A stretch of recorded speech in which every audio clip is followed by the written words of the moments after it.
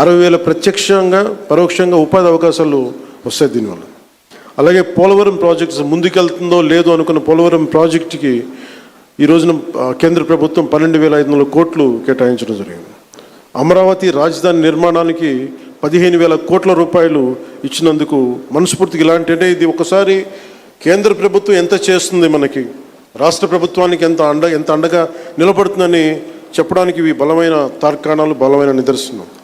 So అందుకని ప్రత్యేకించి ఈ సందర్భంగా గౌరవ ప్రధానమంత్రి శ్రీ నరేంద్ర మోదీ గారికి, అలాగే finance minister, central finance minister Shrimati Nirmala Sitharaman గారికి, ప్రత్యేకంగా మీ అందరికీ కూడా, మా కేంద్ర ప్రభుత్వానికి ప్రతి ఒక్కరికి ధన్యవాదాలు తెలుపుకుంటూ, ఈ రాష్ట్రాన్ని చాలా బలమైన నాయకత్వంతో, అపారమైన అనుభవంతో ముందుకు తీసుకెళ్తున్న గౌరవ ముఖ్యమంత్రి శ్రీ నారా చంద్రబాబు నాయుడు గారికి ప్రత్యేక ధన్యవాదాలు, ప్రత్యేక కృతజ్ఞతలు తెలుపుకుంటూ, అమరావతి రైతాంగం మీరు నిలబడ్డారు, మీకోసం మేము నిలబడతామని తెలియజేసుకుంటూ సెలవు తీసుకున్నాను. జై హింద్.